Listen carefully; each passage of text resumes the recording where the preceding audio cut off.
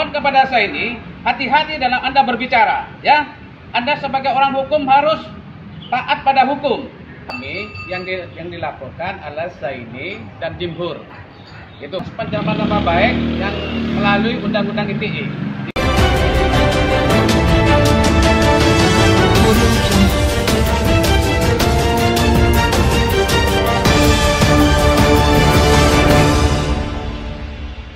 Acara besok kita ingin menyampaikan aspirasi depan kantor Rutan Bangkalan, kemudian dilanjutkan di depan kantor Majelis Pengawas Notaris Daerah Bangkalan, yaitu di Jalan Muhammad Holim atau Notaris Muhammad.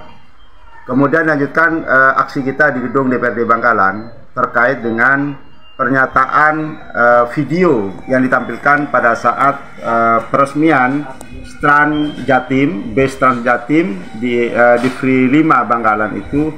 Di situ ada iklan yang menerangkan seakan-akan orang Madura itu suka mengambil istrinya orang lain. Salinannya dan sampai sekarang disembunyikan. BBN telah melindungi notaris dicat, yaitu Agus Kurniawan, berdasarkan permohonan proses sertifikat tahun 2017 dan sudah diterbitkan tahun 2018. Namun sertifikat itu tidak diketahui keberadaannya, hanya diketahui nomor NIK dan secara tegas dan jelas. Kalau masih ada mafia tanah, suruh gebuk, termasuk Kepala Kejaksaan Agung dan Menteri BBN. Namun sampai saat ini Jokowi berkuasa, mafia tanah berjaya, menterinya munafik karena Menteri BBN tidak konsisten terhadap apa yang diiklankan di media sosial, sehingga penderitaan rakyat menjadi nyata dan jelas. Di bawah kepemimpinan Menteri BBN Bapak Hadi, mafia tanah luar biasa.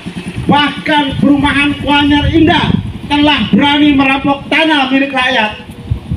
Sehingga hari ini kita menyampaikan secara terbuka agar Presiden Jokowi konsisten terhadap apa yang disampaikan, diucapkan. Kalau ada masih ada mafia tanah, gebuk. Itu perintah Bapak Presiden Jokowi. Dan saya minta para Kapolres dan jajarannya untuk secara tegas dan nyata melakukan pemeriksaan terhadap pelaku kejahatan mafia tanah di Bangkalan, yang dalam hal ini dilakukan oleh PT Geraha Berkah Bersama melalui Notaris Agus Kurniawan dan melibatkan oknum di BBN. Sehingga pada siang ini kami melakukan nota protes dan keberatan serta meminta agar Pemkab Bangkalan membentuk pansus terhadap keberadaan perumahan Kuanyar Indah, termasuk masalah IMB-nya dan pajaknya. Karena sampai saat ini Sismiop yang ada di Bapenda Pemkab Bangkalan menyatakan bahwa belum ada dana pajak yang dibayarkan oleh PT Kuanyar Indah Barat.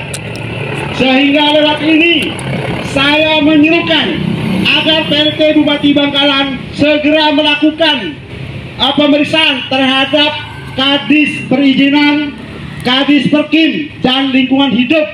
Apakah data-data perumahan Kuanyar Indah Barat sesuai dengan peraturan yang ada? Karena kami masih meyakini adanya banyaknya penyimpangan-penyimpangan, khususnya tentang kepemilikan sertifikat tanah milik masyarakat yang dicaplok oleh perumahan Kuanyar Indah. Sehingga saya juga meminta agar Presiden Jokowi juga turun langsung melihat keberadaan rakyat yang makin menderita karena tanahnya diambil oleh penguasa dan pengusaha. Demikian yang dapat kami sampaikan pada siang ini, agar menjadi perhatian yang serius, jelas dan tegas, khususnya Kapolres Bangkalan, untuk segera menangkap pelaku. Penyumbang kemiskinan terbesar di Bangkalan itu dari Polres Bangkalan. Munafik kalau Polres Bangkalan tidak tahu dana desa itu dikorupsi.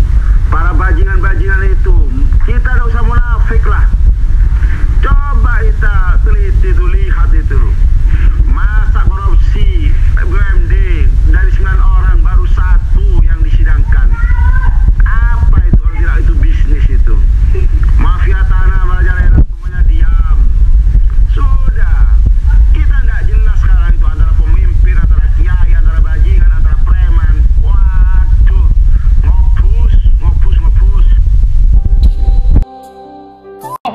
Zaini, hati-hati dalam Anda berbicara, ya.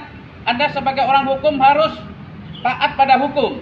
Kami yang dilaporkan adalah Zaini dan Jimhur. Itu pencemaran nama baik yang melalui Undang-Undang ITE. Agendanya pada hari ini memenuhi panggilan para saksi. Para saksi-saksi kita penuhi tentang adanya pelaporan kami yang dilaporkan adalah Zaini dan Jimhur. Itu mengatas nama LSM. Yang dilaporkan tersebut siapa, Pak? Yang dilaporkan adalah Zaini dan Jimhur Tentang kasus apa? tentang kasus pencemaran nama baik yang melalui Undang-Undang ITE di pasal 27. Dan dicemarkan itu siapa, Pak? Yang dicemarkan itu adalah Pak Agus Kurniawan selaku dia pejabat notaris. Pak Agus ini profesinya apa, Pak? Profesinya sebagai notaris dia. Notaris. Ya, sebagai profesi notaris. Tuh.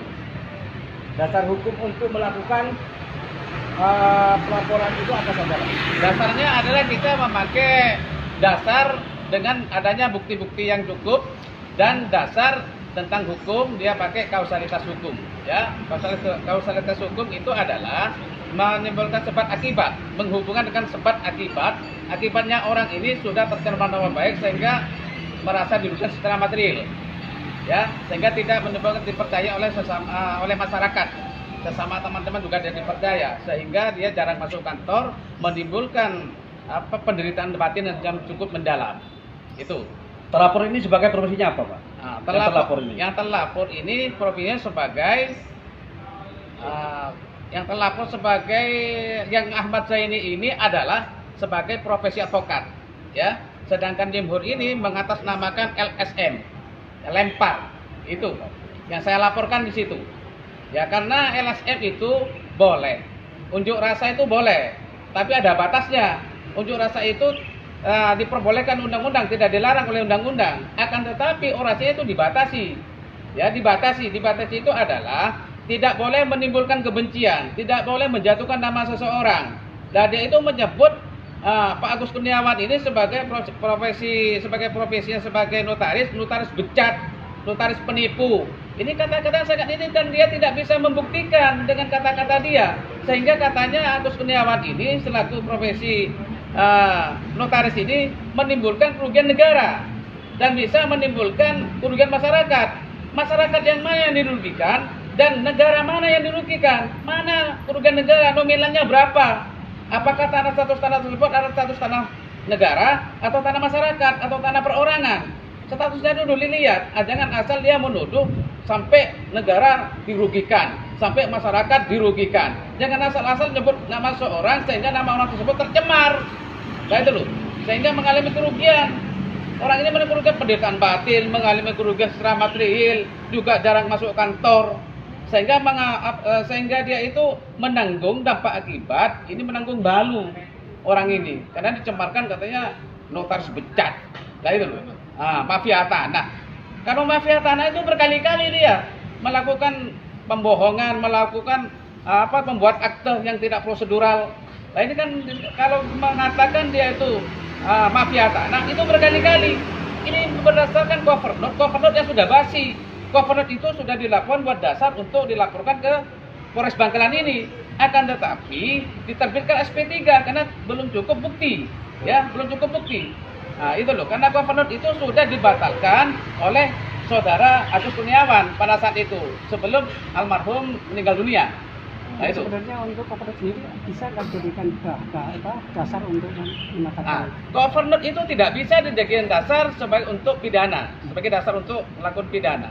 Orang ini cover note ini adalah surat keterangan yang dibikin oleh notaris, namanya cover note, surat keterangan. Nah surat keterangan ini menunjukkan lokasi ataupun menunjukkan di mana orang itu mempunyai sebidang tanah. Akan tetapi dia belum menunjukkan bukti dan pembayarannya. Apakah tanah ini lunas atau makanya dibatalkan oleh saudara Agus Kurniawan ini. Nah itu, pada saat itu juga, tanggal itu juga, pada saat itu juga dibatalkan. Karena itu secara subjektivitas hukum, apabila kurang memenuhi syarat, maka wajib dibatalkan. Wajib dibatalkan keterangan itu. Kalau dia belum cukup memenuhi syarat secara objektivitas, maka itu gugur dengan sendirinya. Batal demi hukum. Nah itu menurut hemat dari saya. Apakah pernah terlapor ini melaporkan terlapor sebelumnya, Pak? Dan dilaporkan? Bagus pertanyaannya. Sebelum kita melaporkan, terlapor ini sudah melaporkan Agus Kurniawan ini. Ya, sehingga pada jadi prosesnya sekian lama, maka diterbitlah SP3 karena belum cukup bukti, ya. Karena tidak mempunyai kekuatan perlawanan hukum. Nah, itu intinya karena gubernur itu miliknya Ananta, sedangkan Ananta tersebut sudah meninggal dunia berapa tahun yang lalu. Makanya dipakailah para ahli waris katanya, ahli waris yang menggugat dia melalui Zaini.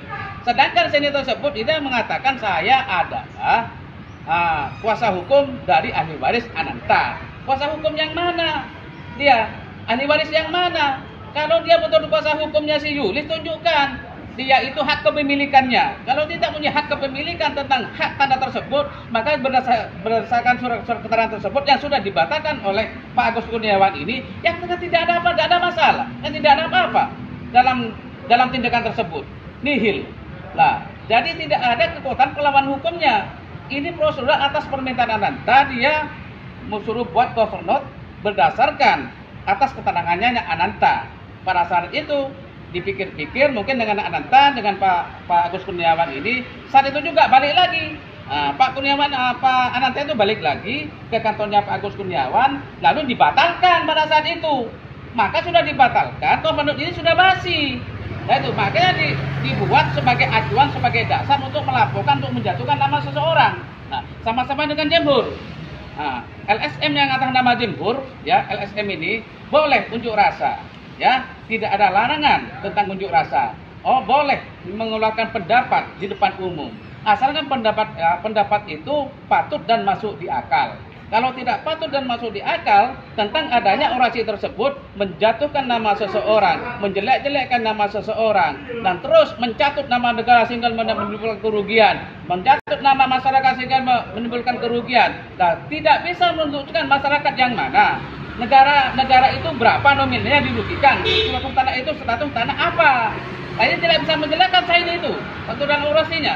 Maka saya itu dikatakanlah dia melakukan fitnah yang sangat kejam. Itu. Jadi mohon kepada saya ini hati-hati dalam Anda berbicara, ya. Anda sebagai orang hukum harus taat pada hukum, harus mempunyai kesopan santunan. Kalau Anda betul-betul orang hukum, ya. Beda, jangan berbicara serampangan, jangan berbicara tentang adanya maunya sendiri, saudara, ya. Saudara hati-hati, juga saudara Jemhur. Selama ini akan saya proses sampai kapanpun, Anda akan saya proses, ya. Ini saya sebagai kuasa hukumnya Pak Agus Kurniawan akan saya tindak berlahan, tapi pasti, saudara, ya. Terima kasih teman-teman kepada awak media. Apa tambahan? Ada tambahan, Pak. Mohon izin, namanya jenengan sendiri siapa, Pak? Saya Bapak Amiruddin Esa, ya. Sebagai kuasa hukum Dari Pak Agus Kurniawan. Saya dari Jakarta, kantor saya Jakarta. Ya, itu ya. Ada pertanyaan satu lagi, Pak. Ya, monggo. Tindakan terlapor apa tidak ada tindakan lain selain unjuk rasa? Ada. Selain unjuk rasa, tindakan dari terlapor itu kemarin sudah melaporkan ke Badan Pengawas Wilayah. Ya. Nah, dia juga saya dampingi beliaunya kemarin. Nah, juga pengawas wilayah itu mengatakan, ini keterangannya siapa? Saya jawab, ini keterangannya Ananta. Yang membuat surat keterangan adalah Pak Agus Kurniawan, itu namanya cover note. Tanpa adanya keterangan dari Ananta, dia tidak akan tertulis dan tidak dibuat oleh notaris. Karena adanya keterangan dari Ananta inilah dituang ke bentuk tertulis, maka disahkan oleh Pak Agus Kurniawan ini. Itu dinamakan surat keterangan itu dinamakan surat keterangan namanya cover note. Nah itu. Cover note itu adalah surat keterangan dari pejabat notaris. Nah itu namanya cover note. Terus ada yang lain teman-teman? Sudah cukup, Pak. Sudah, Pak. Terima kasih. Ya, di keliling itu yang di video yang keliling bahwa terima kasih kepada teman-teman media untuk mengambil keterangan kami ini berproses berdasarkan hukum dan fakta yang ada, ya. Bukan seorang selama orang itu beretikat baik. Bersama orang ini sudah ada cukup bukti, maka kami akan tindak secara hukum. Karena negara ini negara hukum di Indonesia ini, bukan negara main bacok sendiri, bukan negara serampan, bukan negara adu jotos, bukan negara hukum, ya. Di negara ini ada negara hukum. Jadi patuh dan taat pada hukum, ya. Tidak ada namanya hukum itu pandang bulu. yang di depan quality default dulu. Semua di penegak hukum adalah sama, ya, sama. Tidak milih ormas, tidak milih siapapun, tidak milih pengacara, semua itu tidak ada yang kebal hukum, ya. Semua itu sama di hadapan hukum. Itu intinya. Ada lain?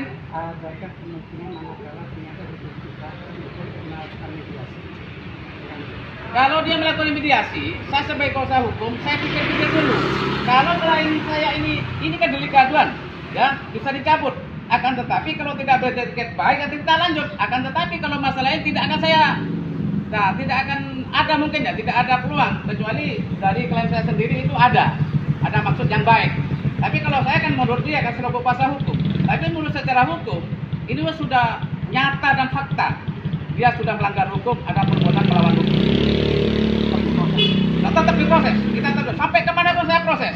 Nah, ya ada lagi informasi ini. Terus ada orang ini kan konsultasi ke saya juga Jember.